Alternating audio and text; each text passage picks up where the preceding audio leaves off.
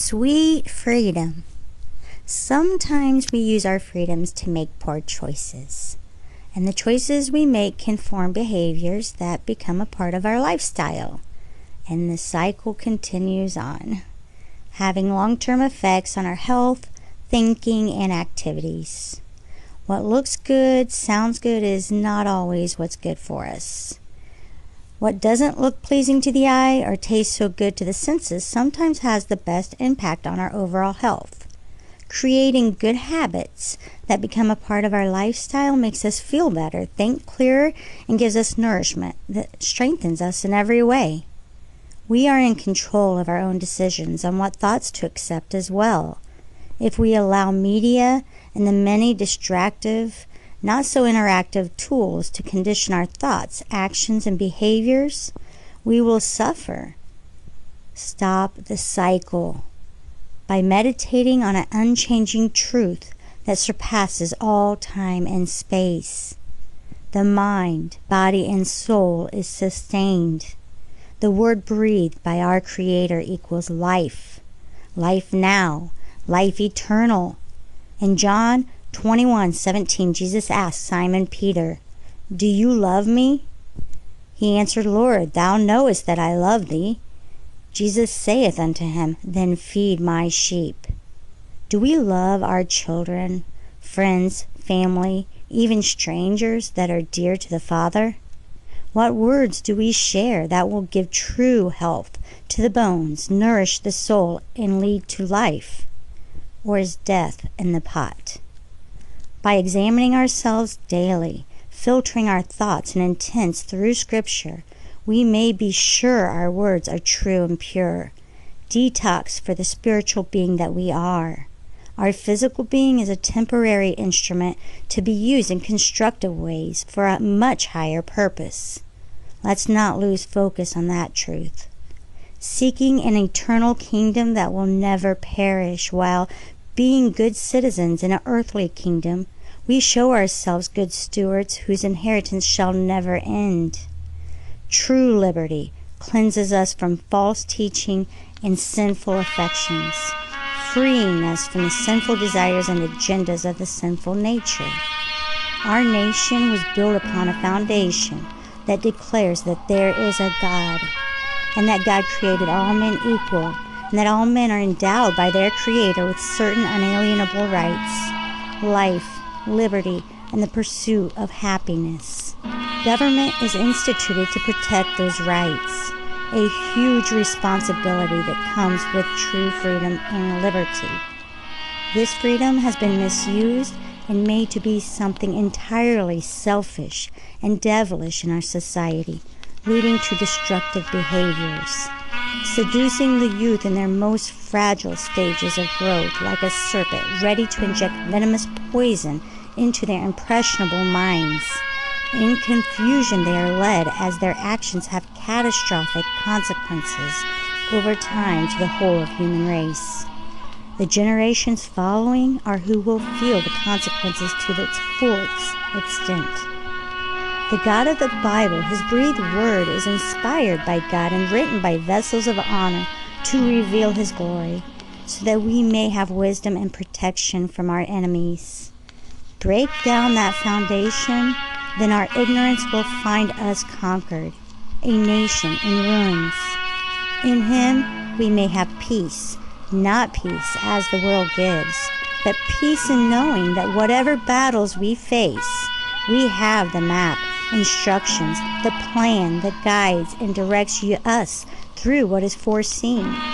Knowing our present state, future state, having learned from our past history, we may choose to use our freedoms to our own destruction, or we can choose to seek the guidance of the Lord our God's instructions, a book of things to consider and ponder with truths that apply to every generation, healing for our land. This country was born on these principles, and this country will die without them. God instituted the family, church, and government. Tear down the foundation in any one of these godly institutions and watch a society crumble beneath. By accepting his lordship, many rise, and by rejecting his rule, many fall. We know all men are fallen creatures. We fail often to see God with clarity. Our distorted view is disabling. But his promise is to all who seek him with all of their heart, accepting his lordship to rule on the throne of our hearts. His people of many nations scattered abroad are united in one body with many members. We're preparing and we're equipped to weather the storms, knowing what lies ahead Here's a song that was reportedly sung by both sides in the Civil War, which proves one thing to me, that a song can belong to all of us. You don't have to be a rich man to have a beautiful thing like music. I could close my eyes and hear this song and picture a group of beaten, wounded, ragged Civil War soldiers trying to make that last mile home after the last battle. And if there was strength for a song, this would have been a great inspiration. Mine eyes have seen the glory of the coming of the Lord. He is trampling out the vintage where the grapes of wrath are stored. He hath loosed the fateful lightning of his terrible swift sword. His truth is marching on. Glory, glory, hallelujah.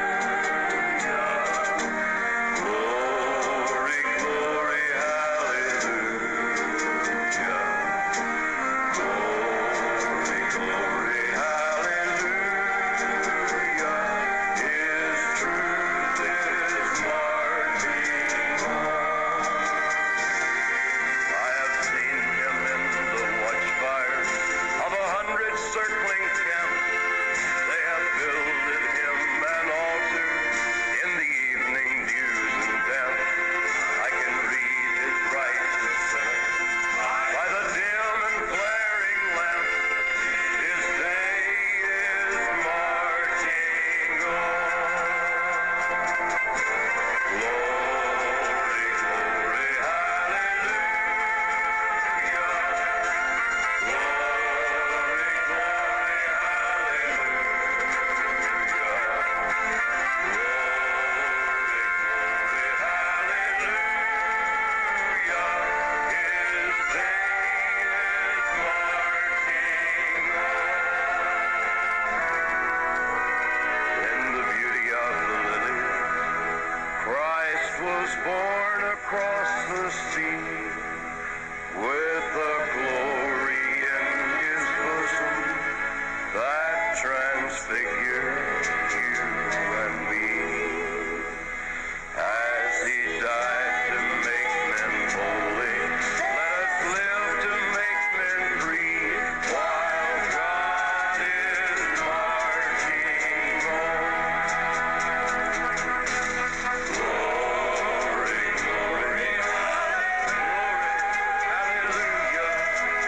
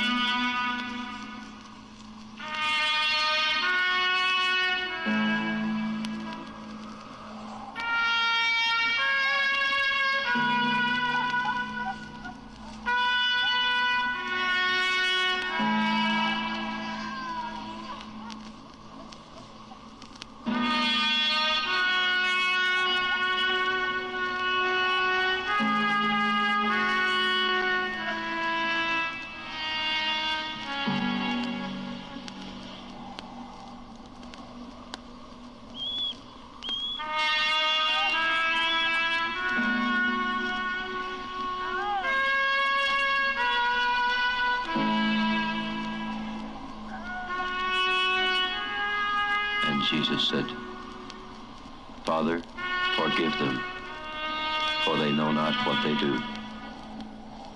And Jesus said to his mother, Woman, behold your son.